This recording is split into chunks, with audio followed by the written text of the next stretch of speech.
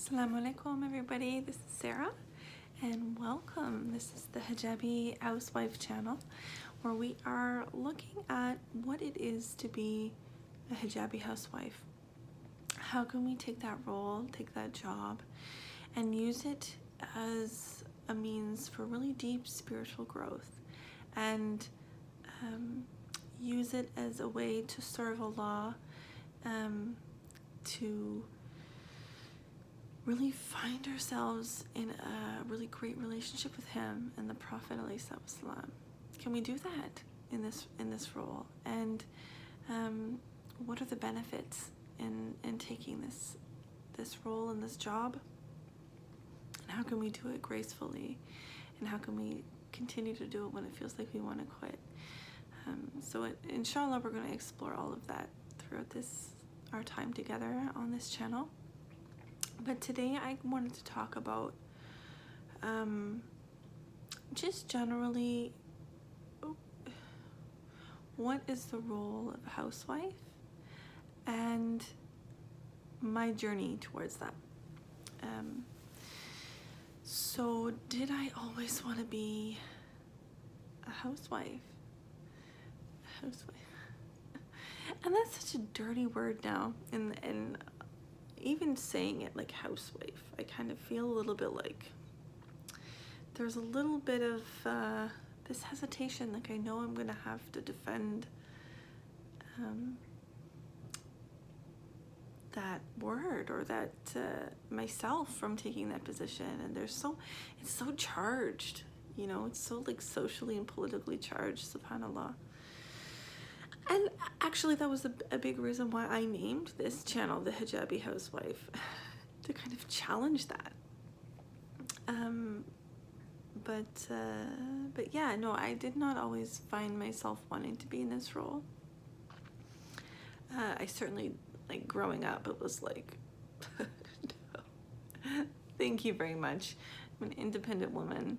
I want to do what I want when I want, and I'm not trying to ask anybody for anyone's permission. Like, you could take several seats on that one. No. And so now to find myself in a space where, you know, I am financially dependent on my husband, and that kind of financial freedom, I guess, I don't have.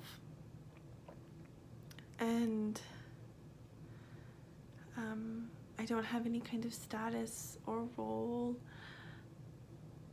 outside of the home that kind of brings me any kind of prestige. I don't have a title. So it's been definitely a transition. So how did I get from A to B? Well, I had children. I'm the mother of 4 children. My oldest is 5 and my youngest is 7.5 months. So a large part for us, for me being, you know, like a stay-at-home mom, is just that we have so many dang kids, you guys. At this point, me going back to work, it would be too expensive, really. Like with daycare, I don't have family in the city, or like in my husband's family, they all work, so we don't really have the option of like daycare. So I mean, 4 kids in daycare, shoot, there's no way. There's no way.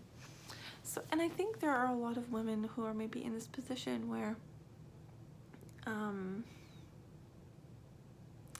it just doesn't make sense for us to be working, just like purely from like a logistics point of view, or a financial point of view, because it is quite expensive.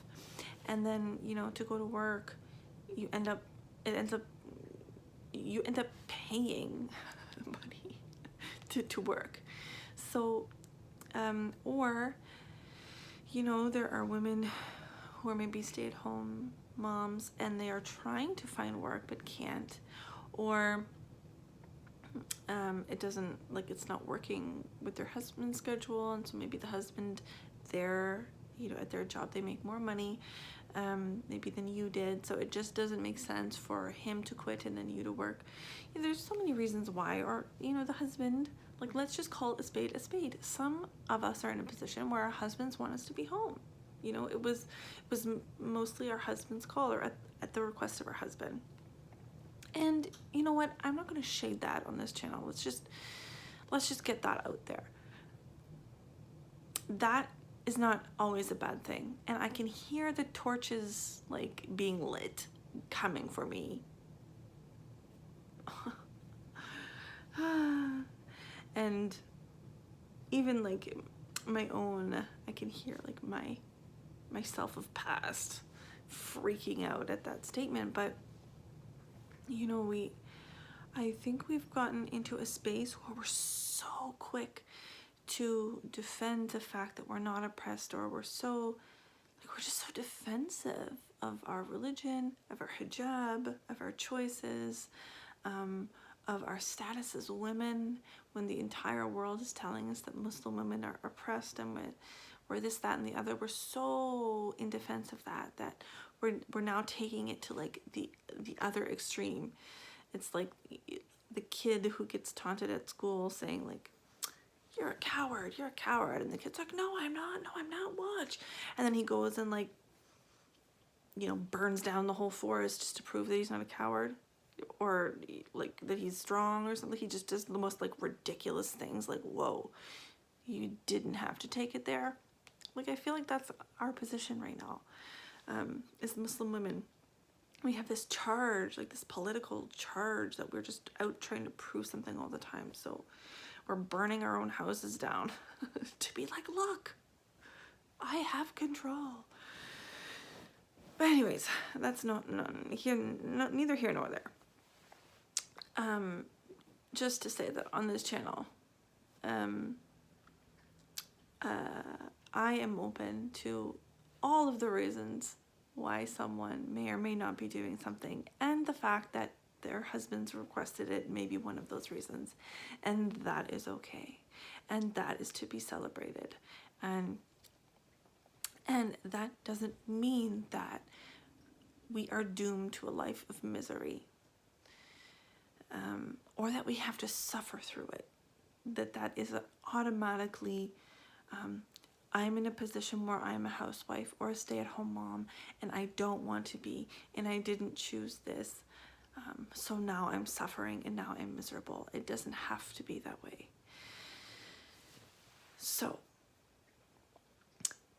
if we find ourselves in this job and it's not the job that we always wanted to choose, how can we turn it around so that we are not only just accepting, like, ugh, fine, like, not that kind of acceptance, but truly like, this is where I'm okay, alhamdulillah, I see it now. And first and foremost, I think we need to get into the habit of coming and being ready for wherever Allah wants to put us.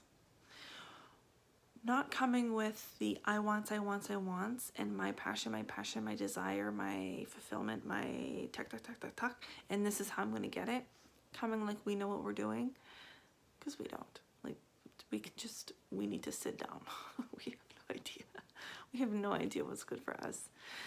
So coming with that humility, that humbleness, first of all, in, Ya Allah, you know best where I fit best, and please, make that clear for me and put me where you want me, Ya Rab, in the way that I can best serve you, and in the way that can just make my soul and my heart soar. And so when we come ready with that kind of malleability, with that kind of permeability to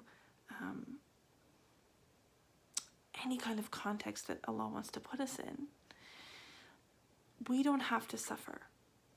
And we can see that whether that's we're home and we would rather, in our minds, we would rather be working, or whether we're working and we would rather be at home.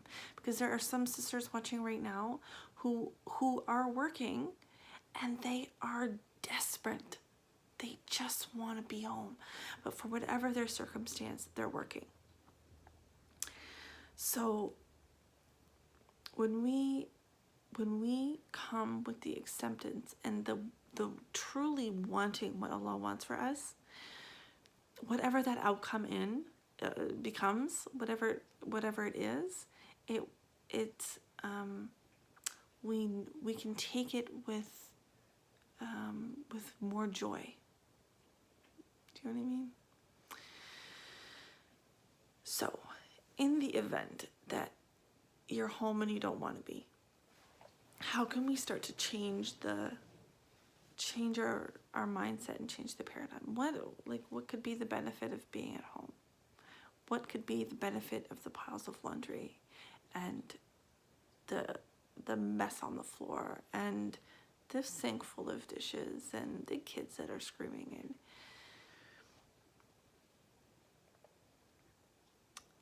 there's benefit, inshallah, for you. So some of the things that kind of helped me go, wow, actually this is the best thing ever, is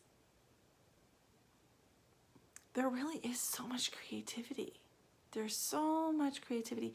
You can just play with your house. You can make it beautiful. You can paint it. You can decorate it. You can really make it a source of peace and comfort for your children and your husband, and a place of solace for yourself. And the sisters who are out there working with their children and their husband will tell you that really it's so hard to do that when you're working. You really don't have the time. But as a stay-at-home mom, you really are able to develop that. You're really able to cultivate that beautiful environment. And really kind of make it your own, but it's like your own stamp, your own little stamp on the world. And so, if you get into a routine of a schedule where you get your cleaning done and you have, activities for your children and the time that you get to spend with your children, you can really get your work done and have time and the energy for the things that you like, be that any kind of art or writing or reading or community involvement. These things are all very hard to do when you have a family and you're working at the same time. So, staying at home, being a housewife, being a homemaker, being a stay-at-home mom really does afford us those opportunities. Whereas if we were working, we wouldn't have them. As well, you're not on anybody's time schedule when you're home. So you have no boss to answer to. You can take a break. You can take a coffee break when you want to. You can grab a snack when you want to. You can sit down if you're tired. You can, anything. You can take a trip out of the house if you want to. Call a friend.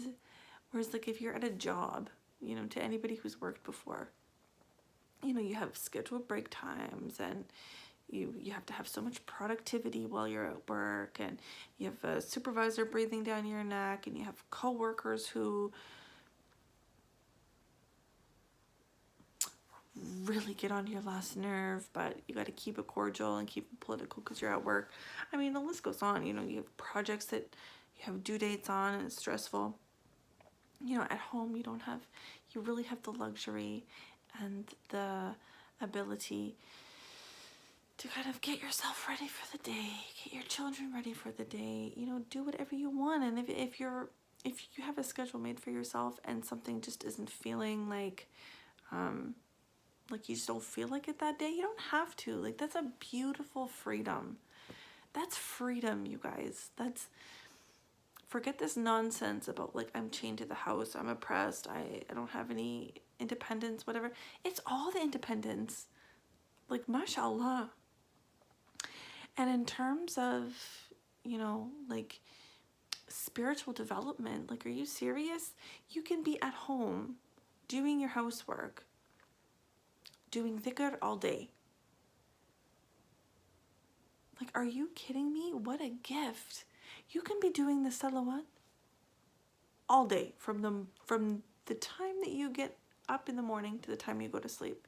You can be doing adhkars. You can be reading Quran. You can, you know, you can be making dua. You can be in a state of, you know, like reflection and tadabbur and connection all day. And you don't have a boss to tell you to be quiet. You don't have to sacrifice your prayer times. You can pray all the sunnahs. You don't have to get fresh back to work. You don't have to, like, there's no pressure. You are free for ibadah all day. But what a gift. How beautiful is that? Not to mention that if we set, you know, staying at home and taking on the work, and this is, listen, I know that there are some of you like, have you lost your mind? You traitor. What do you mean you can relax? Like, no, there's so much to do. But listen, honey, you would have that to do if you were also working as well. The work is still there when you have a job. The only way that it's not is if you hire somebody. I mean, you could do that if you're working. But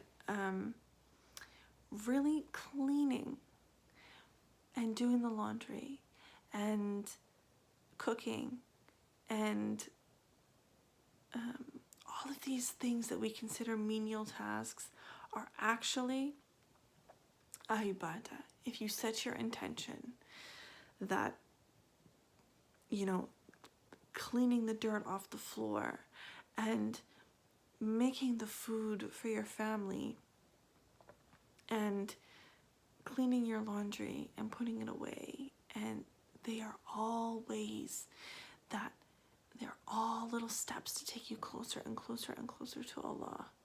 And that, you know, washing your floors is like washing your heart, and hopefully it's, you know, taking away that Allah is taking away the crust and the dirt and the grime that has kind of encrusted our hearts, and that that our sins and the things that we've done that we still have to make tawbah for, and all those little things that we don't even know of, that this pile of dirty laundry and the schmuck all over the floor that needs to get mopped is cleaning that, is doing that for you.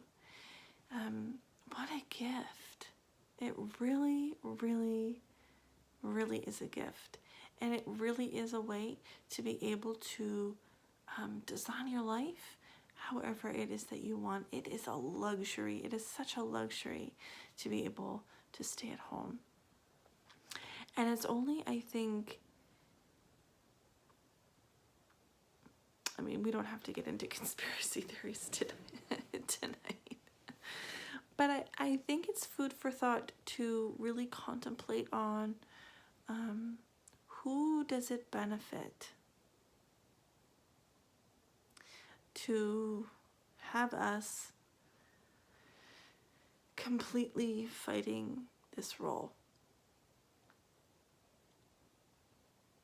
And when we don't have mothers and women at home, who does that benefit? why has it become so heavy in our modern pop culture?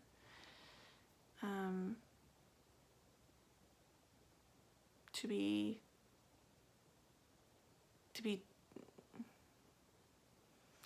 not to be honoring this space, you know? It's the beginning, I think, of the breakdown of families, and you know, it's scary, but it's worthwhile to just stop and really think, where is my reluctance coming from? Why is it that I don't want this role? And are these my feelings, or are they feelings that have kind of been planted? And by who and for what reason? So being this role really doesn't have to be, we don't have to suffer in it. And when we take it as a job, when we take it as a way, you know, not every job, you don't love every aspect of a job. Even if you are to work outside of the home, there are going to be things that you don't like. And so I think when we put this pressure on ourselves to have to be completely fulfilled in every single role that we have, and that role needs to be something that we absolutely love to do, and it has to be something that we find joy in and fulfillment in all the time. I think those are pretty heavy standards to hold, and I think it sets us up ultimately for deep sorrow and for hardship. And you know, right now we're in such a space where we're supposed to like live our dreams, find your passion. If you don't like the marriage that you're in, leave it and go find your whatever. Like you know, that's a problem. And so with taking this role of a stay-at-home mom or a housewife, I mean, of course there are going to be times that it doesn't feel wonderful, and that you don't like it, and maybe it wasn't your first choice, but that's all okay. You know, it's a job, and we're not going to love everything about our job. So we have to stop holding it up to this, like, stop holding it up to this completely unrealistic expectation. And in doing that, understanding that, okay, it's a job like any other, it'll have its moments, and I'm doing this job not necessarily for this grand self-fulfillment, but because it fulfills certain purposes, and in fulfilling, you know, those purposes, I will find joy. I think it can make the role a little bit easier, and we can come to a place of understanding where the doors start to open and we start to really see all the benefits that I just talked about. So, you know, the first step, inshallah, is just shifting the paradigm, you know, coming and being where it is that God wants us to be, and learning how to tune into those messages and asking for that, you know, in our dua, in our sujood, when we're you know, talking to Allah about all the things that we want, you know, add in there to make it clear to us what it is that He is calling us to do. You know, asking Allah to make it clear for you, and being open to follow what that is, and then from there, you know, the blessings will start to reveal themselves, even if they were not things that you ever considered before. So, inshallah, this was helpful for you. Let's start to build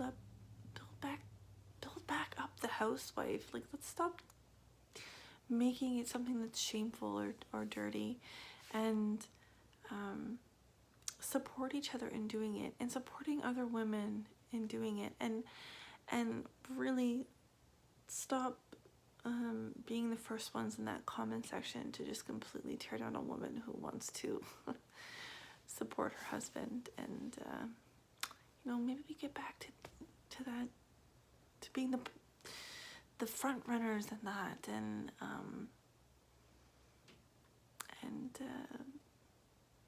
yeah,